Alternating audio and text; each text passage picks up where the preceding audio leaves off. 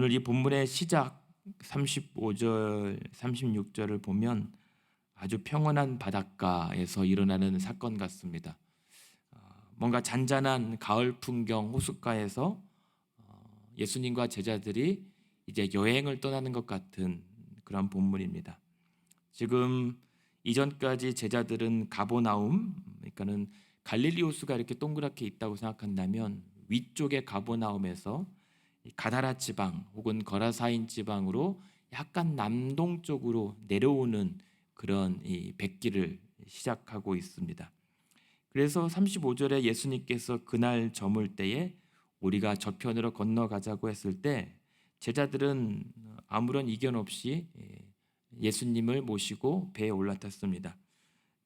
그 전까지 많은 기적을 경험했고 직전까지 천국의 비유 그리고 겨자씨 비유까지 이 하나님 나라의 비밀과 가르침들을 배웠기 때문에 은혜가 충만했습니다.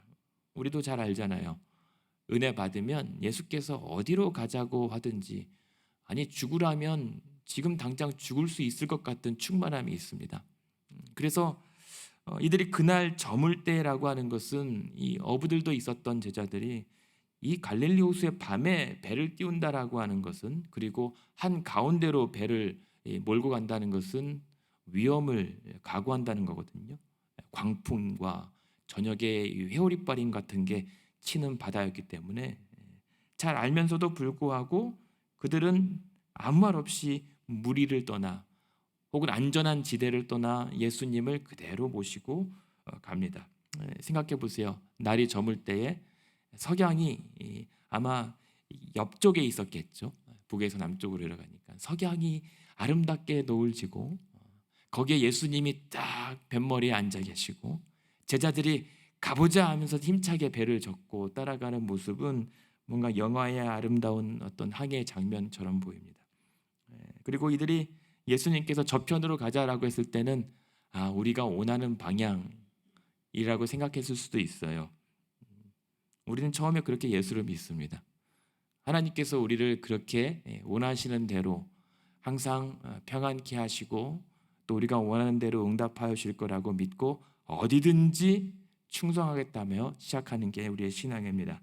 그런데 하지만 그 은혜도 그 기쁨도 그 기대도 잠시 조금이라도 우리가 기대했던 상황과 달라질 때 우리가 원하는 방향이 아니라고 실감될 때 이제 우리의 믿음은 흔들리기 시작합니다. 그리고 신앙생활은 그렇게 낭만적이지 못하다는 사실을 이제야 깨닫습니다. 36절에 보면 그들이 지금 예수를 배에 계신 그대로 모시고 갔다라고 하는 말은 이미 예수님께서 배에 타고 계셨다는 거예요. 그런데 그 말은 예수님 그냥 거기 그 자리에만 앉아 계셔도 좋습니다. 아무것도 하지 마시고 그냥 그대로 앉아만 계십시오. 우리는 만족합니다. 라는 신앙 고백 같아요. 다른 거 필요 없습니다. 그것이 우리가 예수를 믿고 처음 시작했던 신앙의 여정일 때도 있죠. 주님 가리키시는 방향으로 내가 원하는 대로 우리가 따라가겠습니다. 그리고 그 옆에 36절에 보니까 다른 배들도 함께 따라갑니다. 얼마나 멋진 광경입니다. 그런데 우리가 잘 예상하고 아는 것처럼 37절에 보면 이내 큰 광풍이 이제 일어납니다. 다른 복음서를 보면 광풍이 어떻게 몰아치냐면 물이 하늘에서 공중에서 치솟아서 그들의 탔던 배에 내꽂는 장면으로 묘사가 됩니다. 그러니까 그 온 물이 바닷물이 이 배를 향하여 집중하며 달려드는 모습이죠. 그러니까요. 그러면서 37절에 보면 물결이 배에 부딪혀 들어와 배에 가득하게 되니 멀리서 봤을 때는 그냥 남일이라 생각했는데 막상 고난이라고 하는 것이 직접 내 삶에 닥치면서 내가 힘들어지고 죽을 것 같은 두려움과 공포가 몰려오게 될 때쯤에야 이게 장난이 아니구나. 신앙이 그냥 그렇게 예수 믿으면 구원받는다라고 하는 것처럼 그냥 낭만적인 것으로 끝날 일이 아니라 참 거기까지 가는 길이 평탄치 못하다는 사실을 그제야 깨닫습니다.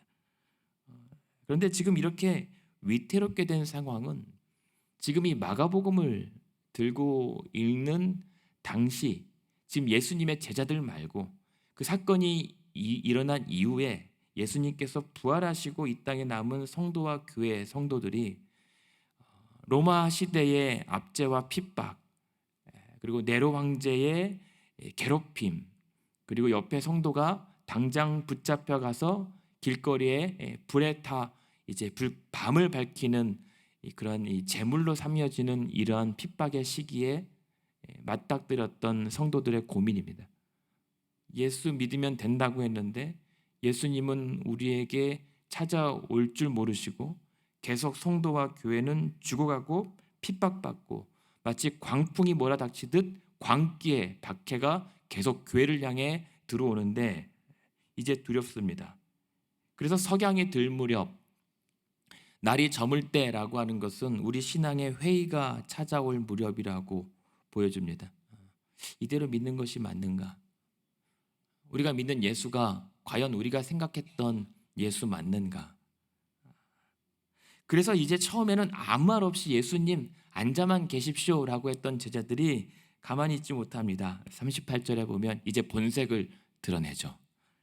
예수께서는 고물에서 베개를 베고 주무시고 계셨습니다.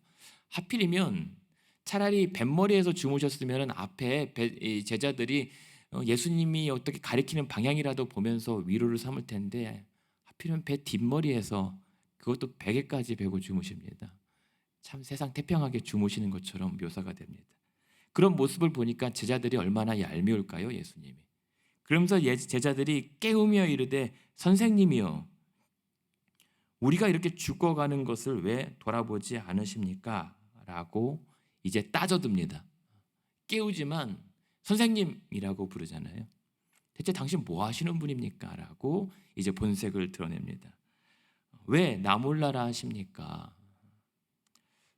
근데 어찌 보면요, 오늘 우리가 이 아침에 기도하는 모습이 이 제자들의 모습과 크게 다르지 않다고 봅니다. 주여 왜 응답하지 않으십니까? 주여 왜 이 상황을 보고만 계십니까? 도와주시옵소서. 이게 어쩌면 믿음의 간구인 것처럼 보이는데 또 다르게 생각하면 따져드는 것과 또 다르지 않는 것 같습니다. 주님 왜 보고만 계십니까? 분명 알고 계신다는 것을 믿는데 왜 응답하지 않으십니까? 물론 어투는 다르겠죠. 지금 이 제자들은 죽기 직전의 발악이죠. 근데 오늘 우리는 얌전하게 그래도 주여 할 수 있는 게 은혜입니다. 빗물이 쏟아지고 이 천장이 무너져 내려가는 가운데 쓰러져가는 교회에서 기도해 본 적은 우리가 없잖아요. 근데 이들은 쓰러져가고 죽어가고 이제 광풍으로 다 몰살당하기 직전의 교회에서 이들은 기도합니다. 주여 왜 우리를 돌아보지 아니하십니까? 라는 상황이죠. 답답해요. 실제 두려워합니다. 근데 이때 우리의 예수님이 짠 하고 일어나십니다. 궁금해요. 정말 주무시고 계셨던 걸까? 이렇게 광풍이 몰아닥치는데 이 배에서 그렇게 태평하게 베개를 끌어안고 주무실 수 있는 상황이었을까? 모르겠습니다. 예수님만 아시겠죠. 어쩌면 잠이 깰 무렵 잠깐이나마 눈을 뜨지 않고 제자들에게 기대했던 모습이 있었을 것도 같아요. 어찌되었든 예수님께서 39절에 깨어 일어나 뭐라고 얘기하십니까? 바람을 꾸짖으십니다. 그리고 바다더러 이르시되 잠잠하라 고요하라 명령합니다. 이내 곧 바람이 그치고 아주 잔잔하여집니다. 예수님께는 이러한 능력이 있었던 거예요. 그리고 유대인들 구약에서는 바다를 잠재우는 능력은 딱 한 분만 소유하는 능력입니다. 바로 하나님이십니다. 그러니까 예수님께서는 그러한 하나님의 능력을 이미 소유하고 계셨던 분입니다. 그런데 이 배를 타고 있었던 제자들은 바람을 꾸짖고 잠잠하라고 했던 예수님을 목전에 두고 그러한 바다가 아주 고요해지는 그런 은혜와 기적을 경험했지만 남일 같습니다. 초대교회 성도들은 그럼 예수님 우리 교회는 왜 이렇게 잠잠하게 하지 않습니까? 왜 저 황제와 로마 제국을 꾸짖지 않으십니까? 왜 보고만 계시고 왜 우리 성도들이 붙잡혀가는 것을 돌아보지 아니하십니까? 왜 이 본문이 동화 같은 이야기로만 들립니까? 왜 오늘 이 아침에 우리가 기도하는 상황 가운데 왜 내게는 슬픔과 절망과 낙담으로 가득 차게 해놓으시고 왜 남들에게는 참 은혜 베푸시고 감사가 충만한 것처럼만 보이게 하십니까? 라고 하는 얘기로 들릴 수도 있습니다. 그런데요, 예수님께서 이 사건을 통해서 제자들에게 원하셨던 것은 이겁니다. 40절입니다. 이에 제자들에게 이르시되 어찌하여 이렇게 무서워하느냐? 그리고 어찌하여 너희가 믿음이 없느냐라고 하는 겁니다. 지금 예수님께서 원하셨던 것은 제자들의 믿음입니다. 근데 제자들에게 원하셨던 믿음은 너희가 어찌하여 이 광풍을 뚫고 바다를 잠잠하게 하지 못하였느냐라고 하는 게 아니거든요. 예수님께서 우리에게 원하셨던 믿음은 그렇다고 어찌하여 너희가 무서워하느냐, 무서워하는 것을 창피해라 라고 했던 말씀도 아닙니다.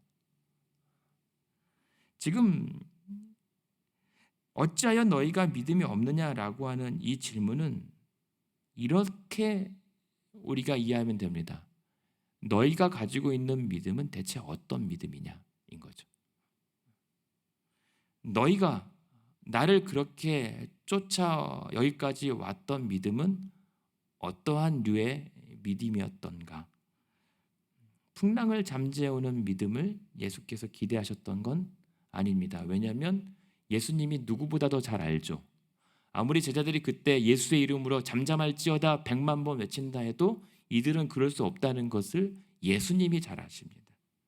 하지만 예수께서 원하셨던 믿음은 그 풍랑 속에도 끝까지 주를 신뢰해 볼 수 있는 믿음, 박해와 순교와 여러 가지 고문 속에서도 두렵고 무섭고 떨릴지라도 그러나 끝까지 왜 우리를 돌아보지 아니하십니까? 라고 원망하기보다는 우리와 함께 하신 예수를 끝까지 신뢰할 수 있는 믿음을 우리에게 요구하셨던 거죠. 제자들이 무서워한 게 잘못이 아닙니다. 지금 이 무서워하느냐라고 하는 말은 왜 비겁하냐, 왜 위축되어 있느냐 이 말이에요. 그 말은 그 무섭고 뒤로 물러남 그 위축됨이 예수를 끝까지 쫓지 못하도록 발목을 붙잡고 있기 때문입니다. 무서운 게 잘못이 아니에요. 그 무서움 때문에 예수를 놓쳐버리기 때문에 예수께서 다그친 겁니다. 그러니까 제자들이 잘못한 것은 무서워한 게 아니라 예수를 잘못 안 게 잘못한 것입니다. 자신들의 예수를 믿는다라고 하는 믿음이 예수님께서 원하셨던 믿음과는 차이가 있었던 거예요. 우리도 마찬가지죠. 제자들처럼 믿으려면 처음에 누가 못 믿겠습니까? 제자들이 예수님을 배 그대로 모시고 저편으로 가자라고 했을 때 이 제자들의 상태는 거부할 수 없었습니다. 왜요? 그 직전까지 귀신 들린 자를 쫓아내고 자신의 장모님의 열병도 고치고 전도 여행하면서 자신들도 귀신을 쫓아냈던 능력을 체험했기 때문이에요. 나병 환자를 치유하고 중풍병자를 일으키시는 예수님의 기적을 경험했는데, 아니 목격했는데 그 예수님이 어디로 가자고 한들 안 따라가겠습니까? 오지라도 끝까지 쫓아가죠. 그래서 우리가 치유 집회 따 쫓아가는 거 아닙니까? 게다가 직전까지 예수님의 어마어마한 말씀의 은혜를 받았어요. 내가 의인을 부르러 온 것이 아니라 죄인을 부르러 왔다라고 말씀하시는데, 이런 말씀을 처음 들어보는 거거든요. 내가 안식일의 주인이고 성령을 모독하는 죄는 용서함을 받을 수 없다라고 하는 아주 책망과 엄중한 말씀까지 이미 깊이 새겼습니다. 그러면서 직전 4장까지는 천국에 씨 뿌리는 비유, 그리고 직전에 겨자씨처럼 이 확장되는 하나님 나라의 가르침을 배웠는데, 하나님 나라 가려면 이 정도는 예수 끝까지 따라가겠다라고 하는 각오가 없겠습니까? 저와 여러분이 그래서 여기까지 예수 믿고 따라온 것 아니겠습니까? 당연합니다. 그러나 그러한 상황에서 오히려 안 믿는 게 더 힘들다니까요. 기적과 그런 은혜를 받았는데 못 믿는 게 더 안타까운 일입니다. 그러나 예수님께서 원하셨던 믿음은 그러한 평온한 상태, 달리다굼 했더니 죽은 소녀가 일어났던 그 은혜를 경험하고서야 믿는 믿음 말고, 그 바다의 광풍이 몰아닥치는 상황에서도, 예수께서 우리와 함께 있는 이 상황에서도 그 예수를 끝까지 신뢰하고 바라볼 수 있는 믿음인가 아닌가를 기대하신 거죠. 그런데 사실 실패해요. 이번 사건에도. 나중에 이 뒤에 6장에 가면 또 이들이 바다로 가잖아요. 근데 바다로 가는데 또 밤 사경까지 노를 젓다가 이 바다 가운데서 헤매요. 그러다가 예수님께서 그 바다 위를 걸어오시니까 귀신이다 하고 무서워하거든요. 그러니까 내니 안심하라 라고 했는데 못 믿어요. 바다 위를 걸어올 수 있는 분은 오직 하나님밖에 없거든요. 근데 예수께서 그렇게 걸어오니까 귀신이다 라고 무서워해요. 그러니까는 나를 한번 걸어보게 해달라고 했던 그런 의심까지 들 정도죠. 그러면서 마가복음 6장에는 뭐라고 하냐면, 그들이 그 직전까지 오병이어의 기적을 경험했음에도 불구하고 그 떡 떼시던 일을 깨닫지 못했기 때문에 무서워했다라고 기록하거든요. 못 믿었어요. 아니, 믿긴 믿었는데 예수님께서 원하시는 그런 믿음의 수준까지는 아직 당도하지 못했다는 겁니다. 그런데 괜찮아요. 지금 어찌하여 그런 믿음이 없느냐라고 하셨던 것은 너희가 구원에 못 이른다라고 하는 게 아니라 너희의 믿음이 그래서 더 자라야만 한다라고 하셨던 거예요. 그래서 지금 직전에 4장 31절에 보면 어떤 비유가 나옵니까? 겨자씨 비유예요. 아주 겨자씨만한 가장 작은 믿음이라도 구원을 얻게 되는데, 그러나 그 믿음이 겨자씨만한 상태에서 머물르면 안 된다는 거죠.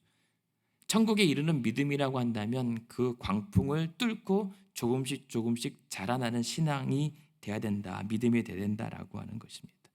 애초 마가복음이 그러한 목적으로 쓰여졌어요. 마가복음 1장 1절이 어떻게 시작합니까? 하나님의 아들 예수 그리스도의 복음의 시작이다라고 얘기하는 겁니다. 다른 목표가 없어요. 그 복음, 그 예수 그리스도를 믿는 믿음이 어떠한 믿음이어야 되는가, 지금 시간이 없어요. 모든 복음서 중에 마가복음이 제일 먼저 써졌다라고 기록됐다라고 우리가 보고 있거든요. 근데 이 마가복음은 지금 죽어가는 성도들에게 마지막 순간에 붙잡고 의지할 대상이 누구인가를 빨리 가르쳐줘야 돼요. 그가 유대의 구약의 이사야 선지자, 지금 마태복음처럼 한가할 겨를이 없습니다. 내일 죽어요. 당장 죽기 전에 의지할 대상이 누구인가를 가르쳐줘야 하기 때문에 지금 빨리 지나가요. 사건 막 전개가 됩니다. 그런 풍랑 속에서, 지금 광풍 속에서 죽어가는 그 지경에 제자들에게 묻는 겁니다. 이 순간에 누구를 바라봐야 되겠는가?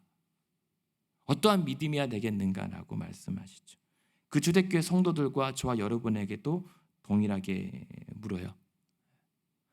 그러면서 41절에 그 모든 사건이 끝나면서 41절에 이들의 반응이 무엇입니까? 그들이 심히 두려워해요.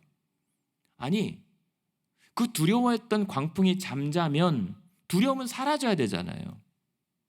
그 문제가 끝나면 이제 두려움은 이제 없어져야 되잖아요. 근데 이 제자들은 더 두려워해요. 심히 두려웠다라고 하는 것은 광풍으로 우리가 죽게 된 상황보다 더 두렵게 됐다는 겁니까? 누구에게요? 예수 그리스도. 그분이 대체 누구이길래 41절에 서로 말하게 바람과 바다도 순종하였는가? 그 예수를 더 두려워하게 됩니다. 무슨 말입니까? 저 광풍 풍랑보다 더 크신 예수 그리스도를 목격하게 된 거예요. 우리가 믿는다라고 하는 예수는 이 풍랑보다 더 크신 분이구나. 근데 더 놀라운 사실은 뭐냐면, 그러한 풍랑보다, 내 문제보다 더 크신 예수 그리스도를 믿는다고 해놓고 정작 우리의 실상에서는 그 예수가 안 보일 때가 더 많다는 겁니다. 무슨 말입니까? 그 무수한 예수님의 기적으로도, 그 은혜로운 예수님의 말씀의 가르침으로도 이들의 믿음은 자랄 줄 몰라요. 결국 그 말은 뭐냐면, 조심스러운 편이지만 유의 있게 우리가 새겨야 될 이 말씀은 뭐냐면, 믿음으로 구원받지만 우리 믿음이 우리를 구원해내지 못한다는 사실을 증거하는 거예요.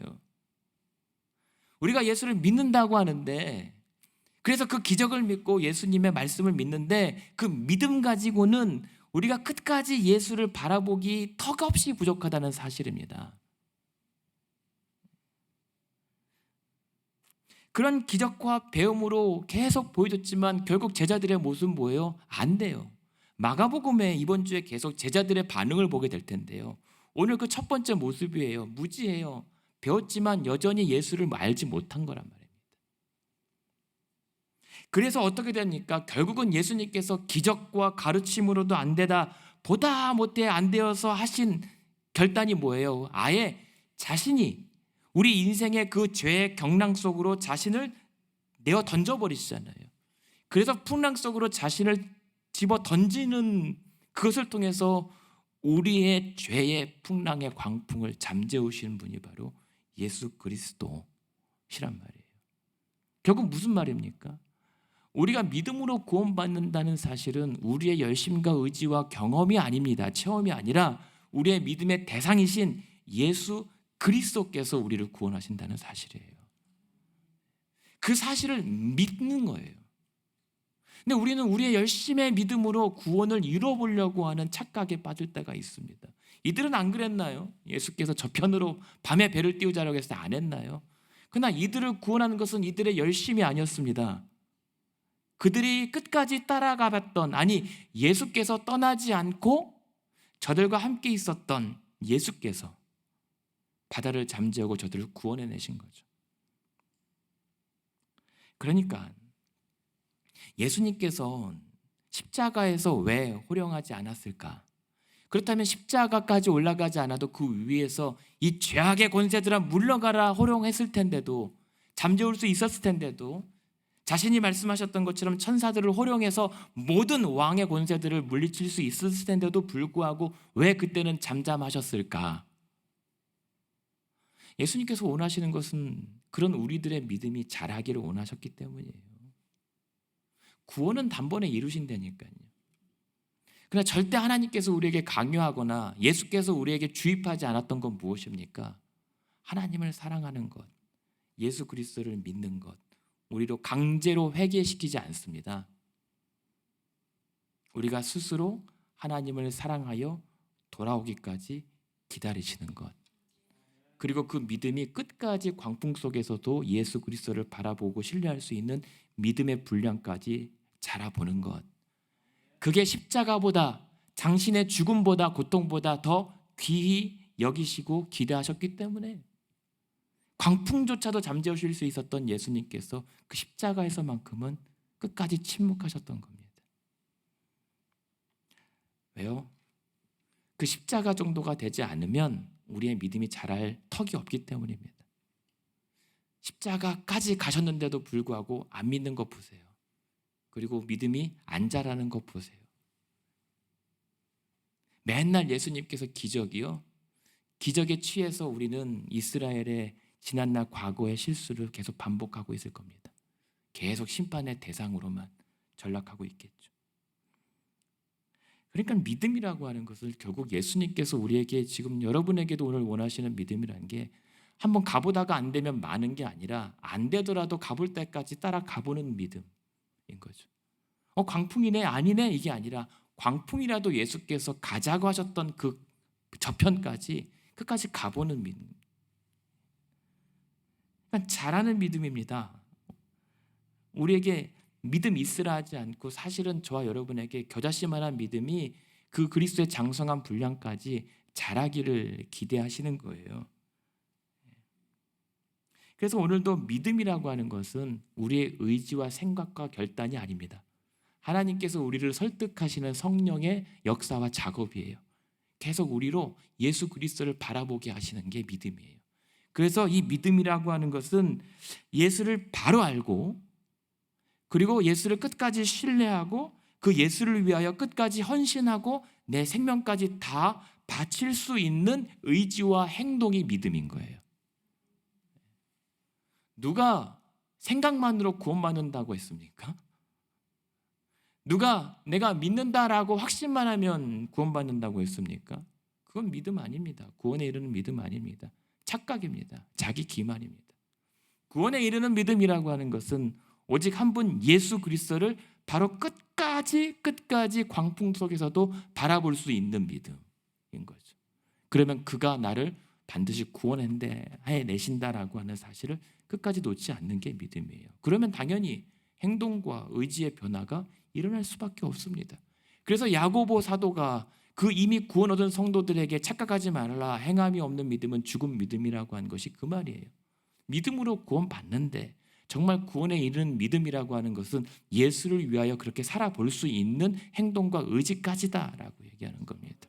참된 믿음은 그래서 행동을 수반하고 동반할 수밖에 없는 거예요.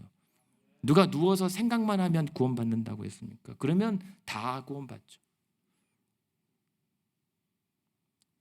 오늘 예수님께서 너희 믿음이 어찌 없느냐라고 하는 것은 그 말씀이에요. 지금 죽어가는 성도들에게 교회가 쓰러져가고 잡혀가는 그 가운데에서도 주님 안 계시는군요가 아니라 그럼에도 불구하고 예수 그리스도를 끝까지 바라보겠습니다. 그래서 그 십자가로 대신하여 죽으신 것을 통하여 그 광풍보다 더 큰 죄의 저주와 심판을 물리치신 예수 그리스도를 나의 구주로 모시고 따라가는 것, 죽는 순간까지 설령 그렇게 되더라도 내 입술로 주를 찬양하며 하늘나라 가보는 게 믿음입니다. 여러분, 오늘 여러분 예수님께서 그런 믿음을 기대하시고 찾으십니다. 기적도 좋습니다. 저는 이 아침에 특별히 새벽 재단에 능력이 나타났으면 좋겠고 많은 기적과 치유가 일어났으면 좋겠습니다. 저는 그 사실을 믿습니다. 단 그 기적을 더 훨씬 뛰어넘는, 기적이 아니더라도 예수 그리스도를 끝까지 신뢰할 수 있는 믿음이 더 큽니다. 그게 더 큰 은혜고 더 큰 기적입니다. 그래서 오늘 이 말씀을 통해서 저와 여러분에게 주시는 말씀은 오늘도 그 예수 그리스도를 끝까지 믿고 따르라. 순교와 고난과 환난 가운데 슬픔에 있는 성도들에게 들려주시는 예수님의 한마디, 어찌하여 무서워하느냐, 어찌하여 소심하느냐. 아니, 이 말은 어찌하여 그렇게 위축되어 있느냐, 왜 아무것도 못하고 있느냐. 그러면서 오늘 저와 여러분 성도들에게 거시는 기대가 있단 말입니다.